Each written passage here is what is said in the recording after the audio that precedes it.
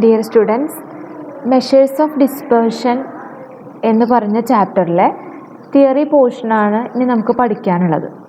കഴിഞ്ഞ ദിവസം നമ്മൾ മീൻ മീഡിയൻ മോഡിൻ്റെ മെഷേഴ്സ് ഓഫ് സെൻട്രൽ ടെൻഡൻസിയുടെ തിയറിയാണ് പറഞ്ഞത്. ഈ ഒരു പോർഷനോട് കൂടി നമ്മുടെ തിയറി പോർഷൻ കഴിയാണ്.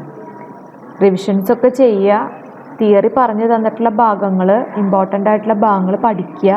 ഞാൻ പറഞ്ഞതുപോലെ നിങ്ങൾ ഒരു ഫോർമുലാസൊക്കെ ഒരു പേപ്പറിലേക്ക് എഴുതിയെടുത്തോ?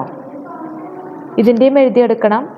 Range, quartile deviation, mean deviation and standard deviation. നമുക്ക് വേരിയസ് മെഷേഴ്സ് ഓഫ് ഡിസ്പേർഷൻ എന്ന് പറയുന്നത് range, quartile deviation, mean deviation and standard deviation ആണ്. അപ്പോൾ അതുപോലെ തന്നെ നമുക്ക് ഒരു പക്ഷേ 1 മാർക്കിൻ്റെ ക്വസ്റ്റ്യനായിട്ട് ഫോർമുല ചോദിക്കുകയോ അല്ലെങ്കിൽ എന്താണ് റേഞ്ച് എന്ന് ചോദിക്കുകയോ ചെയ്യാൻ സാധ്യതയുണ്ട്. അപ്പോൾ അതുകൊണ്ട് വാട്ട് ഈസ് റേഞ്ച് എന്ന് പറയുന്നതിൻ്റെ explanation. Range is the simplest possible measure of dispersion. It is the difference between the highest value and lowest value of series എന്ന് എഴുതിയിട്ട് highest minus lowest H minus L എന്ന് എഴുതുക. അതുപോലെ തന്നെ അതിൻ്റെ coefficient of range H minus L divided by H plus L എന്നും എഴുതാം. Next നമുക്ക് ക്വാർട്ടൈൽ ഡീവിയേഷൻ്റെ ഫോർമുലയാണ്.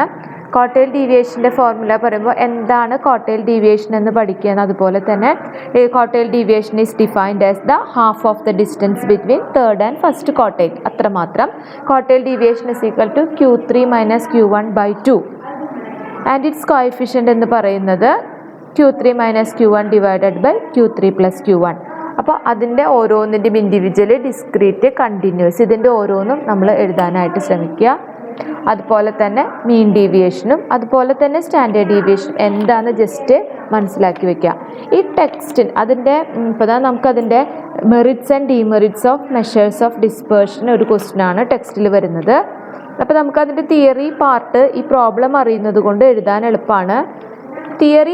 ഇതിൻ്റെ തിയറിക്ക് അത്ര വലിയ പ്രാധാന്യമില്ല. കാരണം എന്താ വെച്ചാൽ അതിൻ്റെ ഓപ്ഷൻസ് ആയിട്ട് പ്രോബ്ലംസ് വരുന്നുണ്ട്. തീരെ നമുക്ക് ബുദ്ധിമുട്ടുള്ള പ്രോബ്ലംസ് വരുമ്പോൾ മാത്രമാണ് നമ്മൾ തിയറിയിലേക്ക് കോൺസെൻട്രേറ്റ് ചെയ്യേണ്ടത്. എന്നാലും ഈ പറഞ്ഞ മെയിൻ ആയിട്ടുള്ള ക്വസ്റ്റ്യൻസ് ഞാൻ നേരത്തെ പറഞ്ഞതുപോലെ മെറിറ്റ്സ് ആൻഡ് ഡിമെറിറ്റ്സ് ഓരോന്നിൻ്റെയും അതുപോലെ തന്നെ ഇമ്പോർട്ടൻ്റ് ആയിട്ട് അതിൻ്റെ ഡെഫിനീഷൻസ് എന്താണെന്നും ഒക്കെ ഒന്ന് ജസ്റ്റ് പഠിച്ചു കഴിഞ്ഞാൽ തിയറി ഭാഗം ഓക്കെ ആയി. അപ്പോൾ ടെക്സ്റ്റിൻ്റെ പുറകിൽ what do you understand by dispersion, what are the measures of dispersion, what are the uses of measures of dispersion, അങ്ങനെ കുറച്ച് ക്വസ്റ്റ്യൻസ് ഉണ്ട്. അത് നിങ്ങൾ പഠിച്ചു വെക്കുക.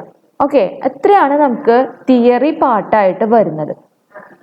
സോ നമ്മുടെ പോർഷൻ കഴിഞ്ഞു. ഇനി ടീച്ചർ എടുക്കുന്ന ഭാഗം ടീച്ചർ എടുക്കുന്നുണ്ട്. അപ്പോൾ പോർഷൻസ് കഴിഞ്ഞു എന്ന് വേണമെങ്കിൽ പറയാം ഇതിൻ്റെ. അപ്പോൾ നമുക്ക് അടുത്ത സെമസ്റ്ററിൻ്റെ ക്ലാസ്സുകൾ കുറേശ്ശെയായിട്ട് തുടങ്ങാം. റിവിഷൻസ് ചെയ്യുക. ഡൗട്ട്സ് എന്തെങ്കിലും ഉണ്ടെങ്കിൽ വിളിക്കുക. 2 ടെക്സ്റ്റും നിങ്ങൾക്ക് ഫോളോ ചെയ്യാം. ഇപ്പോൾ നിങ്ങളുടെ ഫ്രണ്ട്സിൻ്റെ കയ്യിലൊക്കെ വേറെ ടെക്സ്റ്റ് ഉണ്ടെങ്കിൽ അത് വെച്ചിട്ടും അതിലത്തെ പ്രോബ്ലംസും ചെയ്യാം. മാക്സിമം ക്ലാസ് എടുക്കുന്ന സമയത്ത് LRPOTയുടെ ടെക്സ്റ്റും യൂണിവേഴ്സിറ്റി ടെക്സ്റ്റും 2 എക്സലിൻ്റെ ടെക്സ്റ്റും ഒക്കെ ഉൾപ്പെടുത്തിക്കൊണ്ട് തന്നെയാണ് ഞാൻ പ്രോബ്ലംസ് ഇട്ട് തന്നിട്ടുള്ളത്. അതുകൊണ്ട് തന്നെ ഈ പ്രോബ്ലംസ് നോട്ട് പഠിച്ചാൽ തന്നെ നിങ്ങൾക്ക് നല്ലൊരു മാർക്ക് സ്കോർ ചെയ്യാനായിട്ട് സാധിക്കും.